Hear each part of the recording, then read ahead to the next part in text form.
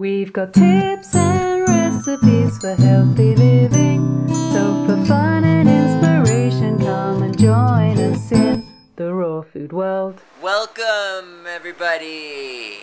What a show we have, and it is February 28th, last day of the month, on this Saturday. I came into the shipping department just to tie up a few loose ends, and today we've got Angela Stokes back. You've been asking for her, so we got her back. And what I wanted to discuss with Angela, baby girl, is sensitivities. It's quite funny because when she first went 100% raw, how many years ago? 6 years now? 5 years? 4 or 5, I think. 4 or 5 years ago, I was like at the, 5th or 6th year mark, and I was a pretty sensitive guy.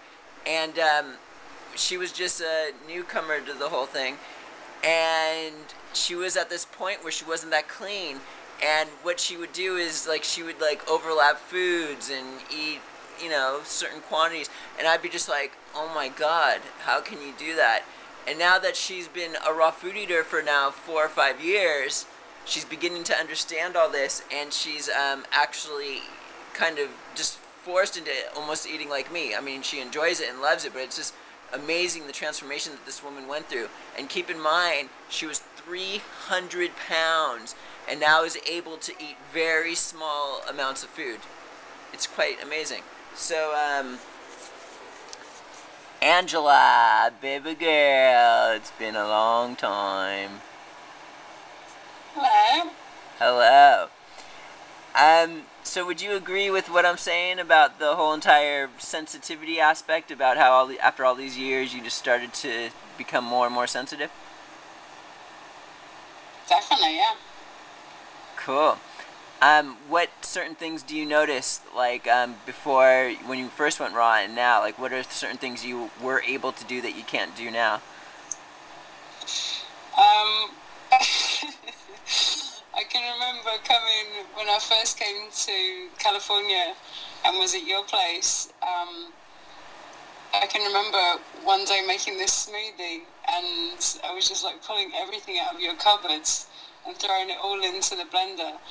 And I think I put in maybe about 30 different ingredients or something.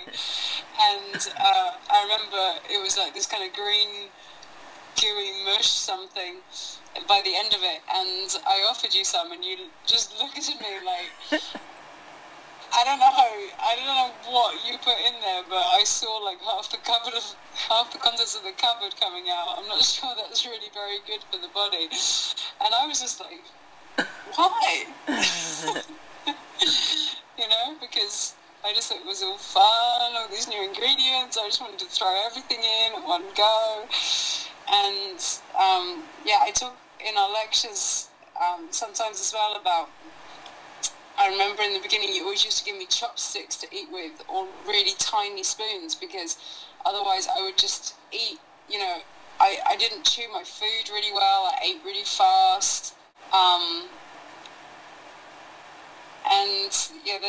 there's just big changes in terms of what I can handle in a meal, and how the different reactions I get from my body these days. And one of the other things that you would always say to me in the beginning was about overlapping, and it just didn't make any sense to me in the beginning. I didn't know what you were talking about, because I came from a background of just eating all the time. Pretty much, if I was awake, I was eating. And I think when I look around me, I see that a lot, that people eat a lot. Even as raw foodies, they might eat all day long. And that's the kind of space that I was in at that point, was just, no concept of, okay, if I put something into my stomach then has digestive work to do, and it might be a nice idea to let it do that before I put something else in.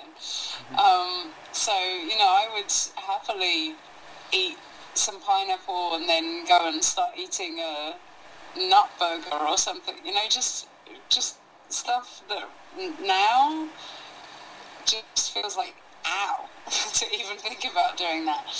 But at that point I I didn't have that kind of connection to my body that I could really understand those messages that clearly.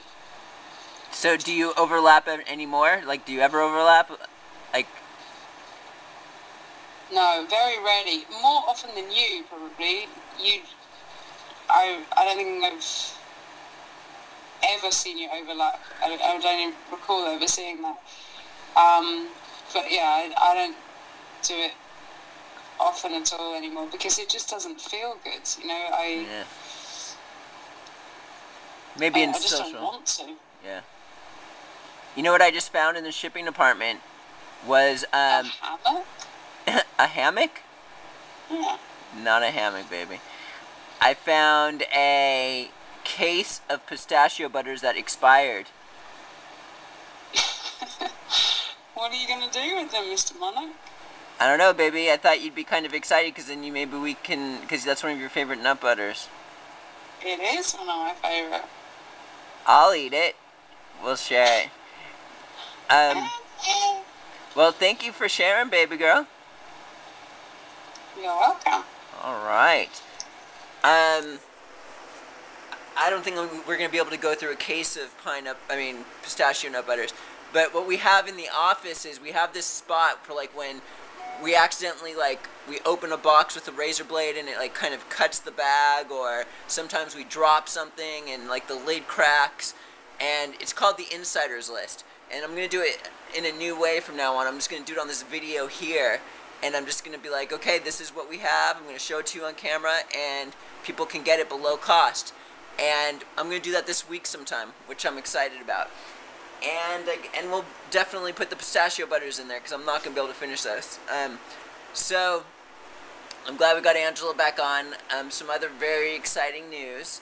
We've been doing this fiancé visa process for almost over a year now. How long has it been, baby? More than that. How long has it been? 2 years.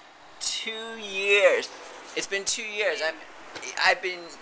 We've been traveling just to be together. We've been to Morocco, Spain, New Zealand, Australia, Mexico, and just all these other different places just so we could be together. We've been traveling worldwide.